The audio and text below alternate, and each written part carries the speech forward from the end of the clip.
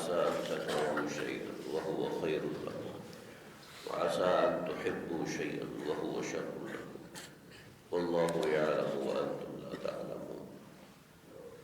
سورہ بقرہ کی آیت نمبر 216 ہے۔ اللہ تعالیٰ فرما رہے ہیں کتب علیکم القتال، تم پر جنگ کرنا فرض کر دیا گیا ہے، وَهُوَ كُرْهٌ لَكُمْ، اور تمہارا حال یہ ہے کہ تمہیں یہ برا لگتا ہے، گراں گزرتا ہے، وَعَسَىٰ، اور ایسا بھی ہے کہ أَن تَكْرَهُوا شَيْئًا، کہ تمہیں کوئی چیز بری لگتی ہے، وَهُوَ خَيْرٌ لَكُمْ، حقیقت میں وہ چیز تمہارے لیے بہت بہتر ہوتی ہے، وَعَسَىٰ أَن تُحِبُّوا شَيْئًا، اور ایسا بھی ہوتا ہے کہ تمہیں کوئی چیز محبوب ہوتی ہے، وَهُوَ شَرٌ لَكُمْ، لیکن وہ چیز تمہارے لیے بدترین ہوتی ہے، بری ہوتی ہے، وَاللَّهُ يَعْلَمُ، اور اس کی حقیقت کیا ہے اللہ جانتے ہیں، وَأَنْتُمْ لَا تَعْلَمُونَ، اس کی حقیقت سے تم بے خبر ہو، تم لوگ نہیں جانتے۔ دوسرے پارے کے اندر اللہ تعالیٰ نے احکامات کا ذکر تفصیلاً فرمایا ہے، اور پھر خاص طور پہ سورہ بقرہ کے اندر معاشرتی مسائل کا ذکر ہے، سورہ نساء کے اندر عائلی مسائل، خاندانی مسائل کا ذکر ہے، یہاں پر جہاد کا ذکر ہے، یہ بھی ایک معاشرتی مسئلہ ہے۔ یہاں پہ دو قسم کے لوگ ہوتے ہیں، ایک تو یہ کہتے ہیں کہ مولوی صاحب جہاد کا نام بھی نہیں لینا ہے، اور دوسرے کہتے ہیں کہ سارے مولوی جہاد کے دشمن ہوتے ہیں، کہ کوئی جہاد کے اوپر کوئی بات ہی نہیں کرتا۔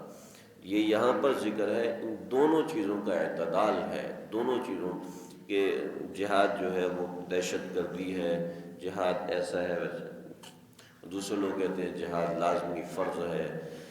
اس آیت کا ترجمہ جو آپ نے دیکھا، کتب علیکم القتال، تمہارے اوپر قتال، تمہارے اوپر جنگ کو فرض کر دیا گیا، وَهُوَ كُرْهٌ لَكُمْ، وہ تمہیں گراں گزرتا ہے۔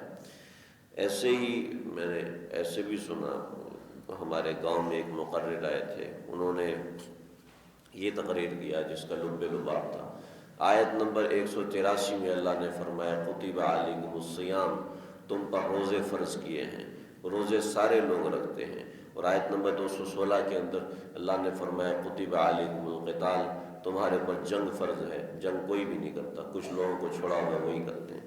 تو ایسے بہت سے لوگوں نے عوام الناس کے ذہن میں غلط فہمیاں ڈالی ہوئی ہیں جہاد کے بارے میں۔ جہاد فرض ہے، لیکن صرف اگر کوئی آدمی جاہل ہو، دو چار آیتیں دیکھی ہوئی ہوں تو وہ کہے گا انفروا خفافا وثقالا، اللہ نے فرمایا کہ نکلو، بھلے سے تمہارے پاس ایک سوئی ہے، بھلے سے تمہارے پاس پوری اسٹین گن ہے، نکلو، تمہارے ذمے ہے، اللہ نے قرآن مجید میں فرما دیا، پھر تم آگے کیا تعویل کرتے ہو؟ دیکھیں بات سمجھ لی جائے، پورے قرآن اور حدیث کے اندر ہزاروں چیزیں ہیں، بہت سی چیزیں آپ لوگوں نے بھی سنی ہوگی، آپ لوگوں نے حدیث میں ایک واقعہ سنا ہوگا، میدان احد میں جانے کے لیے صحابہ کی تعداد بہت کم تھی، اور دوسری طرف مقابلے والے جو ہیں وہ 3500 تھے، اور مسلمانوں کے ساتھ صرف 1000 کا لشکر تھا۔ ایک صحابی آئے، یا رسول اللہ جہاد کی اجازت چاہیے، آپ نے فرمایا تمہارے والدین حیات ہیں اور بوڑھے ہیں، لہٰذا جاؤ تم ان کی خدمت کرو، انہی کی خدمت کرنا تمہارا جہاد ہے۔ غزوہ تبوک کے اندر بہت سے ایسے معاملات ہوئے، کیا نبی کسی فرض کو چھڑوا سکتا ہے؟ نبی سے سوچا جا سکتا ہے کہ یہ فرض کو چھوڑے گا، یہ فرض کو چھوڑوائے گا؟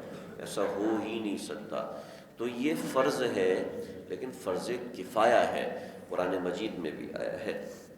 قرآن مجید میں ایک جگہ پر ہے فَلَوْلَا نَفَرَ مِن كُلِّ فِرْقَةٍ طَائِفَةٌ لِيَتَفَقَّهُوا فِي الدِّينِ، کہ لوگوں میں سے ایک ایسا فرقہ ہونا چاہیے، ایک ایسا گروہ ہونا چاہیے جو علم دین حاصل کرے۔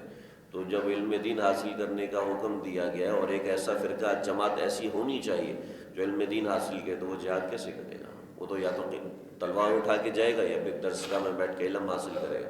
اس کا مطلب ہے کہ فرض عین نہیں ہے جس کو ہم نے فرض عین سمجھا۔ میں آگے اس کی تشریح کرتا ہوں کہ فرضیت کا درجہ اللہ تعالیٰ نے قرآن مجید میں فرمایا کہ جو لوگ جہاد میں جاتے ہیں ان کا درجہ ان سے جو جہاد میں نہیں جاتے، فضل اللہ المجاہدین درجۃ علی القاعدین، کہ جو لوگ پیچھے رہ جاتے ہیں، اور جو لوگ جہاد میں جاتے ہیں ان کا اللہ نے ایک درجہ زیادہ رکھا ہے۔ وَكُلًّا وَعَدَ اللَّهُ الْحُسْنَى، لیکن سب کے ساتھ اللہ تعالیٰ نے بھلائی کا وعدہ کیا ہے۔ تو کیا فرض کو چھوڑنے والے کو اللہ تعالیٰ چھوٹ دے رہے ہیں کہ تیرے ساتھ بھی بھلائی ہے؟ ایسا نہیں ہے۔ جہاد فرض ہے اور فرض کفایہ ہے، اور بعض جگہوں پر فرض عین ہو جاتا ہے۔ جب نفیر عام ہو جائے، نفیر عام کا مطلب یہ ہے کہ حکمران کہیں کہ اب ہر آدمی نے جہاد کرنا ہے، اس کے ذمے ہے کہ وہ جہاد کرے، تو اس وقت جہاد فرض عین ہو جاتا ہے، اور عام حالات میں جہاد فرض کفایہ ہے۔ یہ ایک بات ہوگی۔ دوسری، عام حالات کے اندر کہ کسی ملک کے اوپر حملہ کیا، اب اس ملک کے اندر مسلمانوں میں اتنی طاقت نہیں ہے کہ وہ اپنا دفاع کر سکیں، تو اس کے ساتھ والے ملک والوں پر جہاد فرض ہو جائے گا۔ پھر اگر ان میں بھی طاقت نہیں ہے تو پھر اس کے ساتھ، پھر اس کے ساتھ، پھر اس کے ساتھ، اس طرح چلتے چلتے اگر کوئی بھی اس کی مدد نہ کر سکا تو پوری دنیا پر جہاد فرض ہو جائے گا۔ تو اس قسم کا معاملہ ہے۔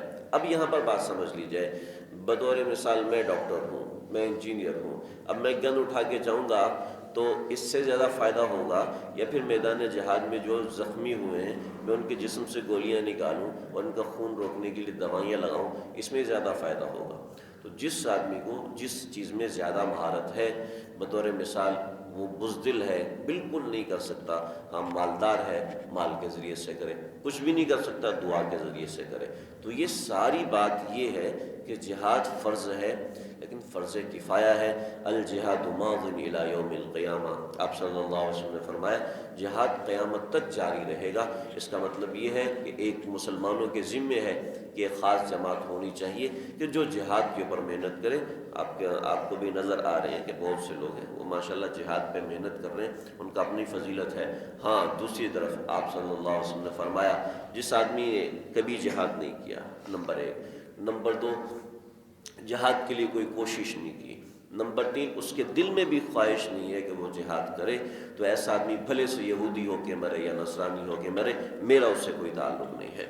تو یہ بہت اہم چیز ہے کہ اپنے دل میں کم سے کم اس چیز کی خواہش ہو، اور دل کے اندر دل میں ہر مسلمان کی الحمدللہ ایسی خواہش ہوتی ہے، بھلے سے ظاہر نہ ہو لیکن الحمدللہ ہوتی ہے۔ ایسا نہیں ہے کہ اللہ کے دشمن اللہ تعالیٰ کے نام کی بے حرمتی کریں، نبی صلی اللہ علیہ وسلم کے نام کی بے حرمتی کریں، اور ہم لوگ ایسے ٹھنڈے بیٹھے ہیں کہ ہمیں کوئی دکھ نہیں ہے، ہمیں کوئی غم نہیں ہے، دل چاہتا ہے ایسوں کا کلہ پھاڑ دیں، دل چاہتا ہے کوئی ایسا۔ ہر آدمی کے اندر غیرت ایمانی ہے، موقع پہ نظر آ جاتی ہے۔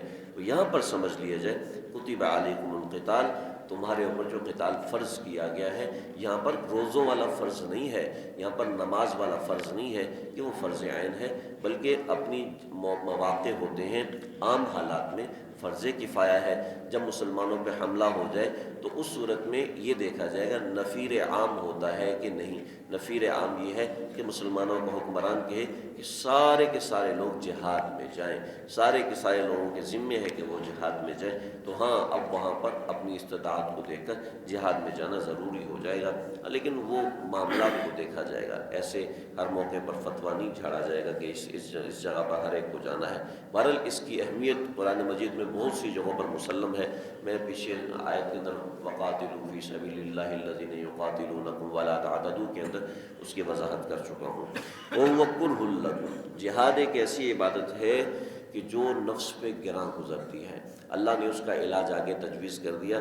ہر آدمی کی زندگی میں ہزاروں ایسے واقعات آئے ہوتے ہیں، ہزاروں نہیں تو سینکڑوں واقعات لازمی ایسے آئے ہوتے ہیں کہ جس کو وہ سمجھتا ہے یہ میرے لیے اچھا نہیں ہے، لیکن وہ اس کے لیے بہت زیادہ اچھا نکلتا ہے، اور کسی چیز کو سمجھتا ہے یہ میرے لیے بہت اچھی ہے، وہ اس کے لیے بہت ہی خطرناک نکلتی ہے۔ تو اللہ نے بھی یہ فرمایا کہ جہاد بھی تمہیں برا لگتا ہے لیکن اس کے اندر تمہارا سراسر فائدہ ہے، جیتو گے جب بھی فائدہ ہے، ہارو گے جب بھی فائدہ ہے، جیتو گے تو فاتح، ہارو گے تو شہید یا پھر غازی کہلائے جاؤ گے۔ دونوں صورتوں میں اللہ جنت کا وعدہ دے رہے ہیں۔ وَعَسَىٰ أَن تَكْرَهُوا شَيْئًا، بہت دفعہ ایسے ہوتا ہے کہ تم کسی چیز کو برا سمجھتے ہو، وَهُوَ خَيْرٌ لَكُمْ، وہ تمہارے لیے بہتر ہوتی ہے، وَعَسَىٰ أَن تُحِبُّوا شَيْئًا وَهُوَ شَرٌ لَكُمْ، کسی چیز کو تم اچھا سمجھتے ہو لیکن وہ تمہارے لیے بری ہوتی ہے۔ یہ صرف جہاد میں نہیں ہے، زندگی کے عام معاملات کے اندر آدمی کہتا ہے میں یہاں پر غصہ نہ کروں تو بڑا اپنے نفس پہ برداشت کرتا ہے تو اس کو ہمیشہ اس کا فائدہ ہوتا ہے۔ غصے کے علاوہ 85 چیزیں ہیں، آدمی اس کو دیکھے تو اس کا اس آیت کے اس حصے میں بہت بڑا حل دیا ہوا ہے۔ بعض دفعہ آدمی کو مصیبت آتی ہے، تکلیف آتی ہے، بڑا مصیبت میں ہو، بڑا پریشانی میں ہو، نماز پڑھنے بھی نہیں جاتا، تو اللہ فرما رہے کہ تمہیں تو برا لگ رہا ہے لیکن اس میں تمہارے لیے سراسر خیر ہے۔ بہت سے واقعات بزرگان دین کے منقول ہیں۔ واللہ یعلم، حقیقت کیا ہوتی ہے جب کوئی چیز مشکل معلوم ہوتی ہے، جہاد میں ہو یا دیگر معاملات میں ہو، اللہ تعالیٰ بہتر جانتے ہیں۔ وانتم لا تعلمون، اور تم لوگ نہیں جانتے۔ اللہ سمجھ